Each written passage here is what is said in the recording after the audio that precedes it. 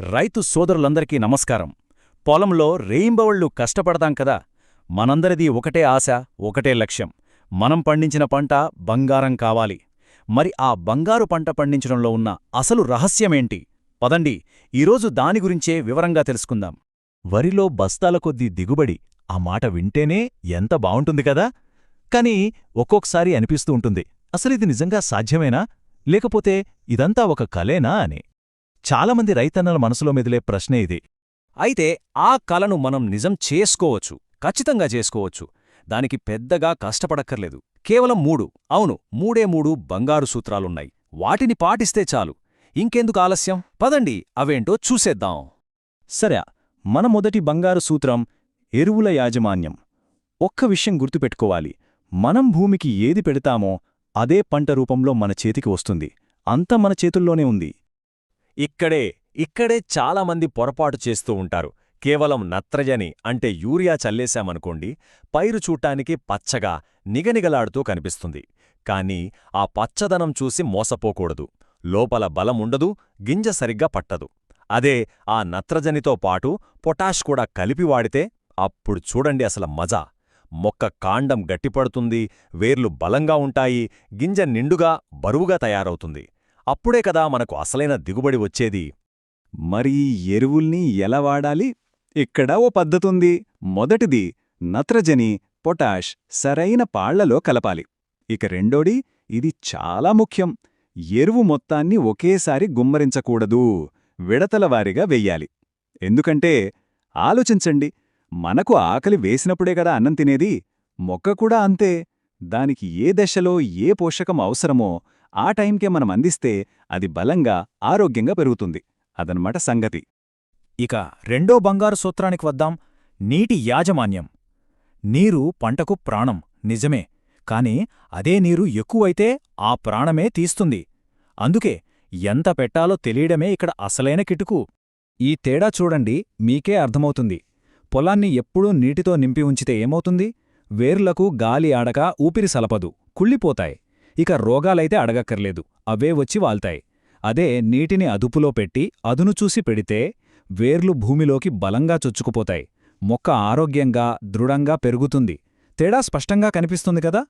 మరి దీనికి మనం ఏం చెయ్యాలి? పెద్ద కష్టమేం కాదు. పొలంలో నీరు ఎప్పుడూ మోకాల్లోతుండాల్సిన అవసరం లేదు. మోస్తరుగా పెడితే చాలు. పొలాన్ని నిరంతరం నీటితో ముంచెత్తడం అనేది అస్సలు మంచిది కాదు.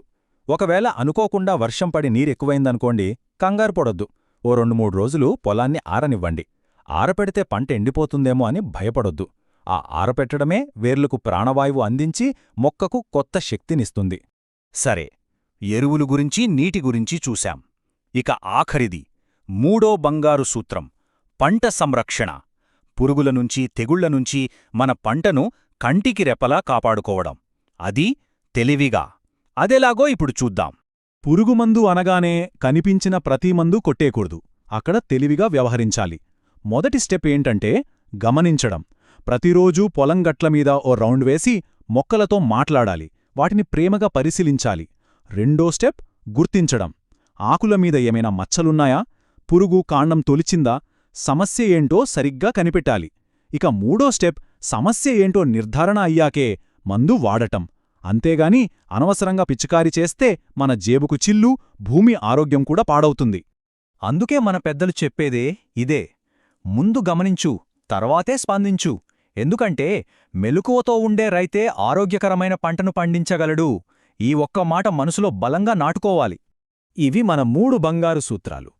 అయితే వీటన్నిటితో పాటు మీ పంటకు మరింత బలాన్నిచ్చే ఓ చిన్న బోనస్ చిట్కా కూడా ఉంది. ముగించే ముందు దాని గురించి కూడా తెలుసుకుందాం. చూడండి, మనం ఎంత పెద్ద ఇల్లు కట్టినా పునాది బలంగా లేకపోతే నిలవదు. మన వ్యవసాయంలో కూడా అంతే. మనం ఇప్పటిదాకా చెప్పుకున్న 3 సూత్రాలు అద్భుతంగా పనిచెయ్యాలంటే వాటికొక బలమైన పునాది కావాలి. అదేంటో తెలుసా? నాణ్యమైన విత్తనం మరియు ఆరోగ్యమైన భూమి. మంచి విత్తనం ఏసి భూమి తల్లి ఆరోగ్యాన్ని కాపాడుకుంటే ఇక మనల్ని ఆపేవారే ఉండరు. చూశారు కదా, ఇవేమీ పెద్ద బ్రహ్మవిద్యలు కావు. మనం వ్యవసాయం చేసే పద్ధతిలో చేసుకునే చిన్న చిన్న మార్పులే మన దిగుబడిలో చాలా పెద్ద తేడాని చూపిస్తాయి. వీటికి కావలసిందల్లా కాస్త శ్రద్ధ, కొంచెం ఓపిక, అంతే. ఎందుకంటే రైతన్నలు పడే కష్టానికి సరైన ప్రతిఫలం దక్కాలి, చెమట చుక్కకు విలువుండాలి, పొలంలో సిరుల పంట పండాలి, ప్రతి రైతు ఇంట ఆనందం వెల్లివిరియాలి. ఒక్కసారి ఆలోచించండి, మనం ఈరోజు మాట్లాడుకున్న ఈ 3 సూత్రాలు పాటిస్తే మన వ్యవసాయంలో ఎంత పెద్ద మార్పు వస్తుందో. ఇది కేవలం ఈ ఒక్క పంట దిగుబడిని పెంచడం గురించే కాదు, ఇది మన భూమి ఆరోగ్యాన్ని, మన రాబోయే తరాల భవిష్యత్తును కాపాడటం గురించి కూడా. మరి మనం ఆ దిశగా అడుగులు వేద్దామా? ఈ ఆలోచనతో ఈనాటి విశ్లేషణను ఇక్కడితో ముగిస్తున్నాను.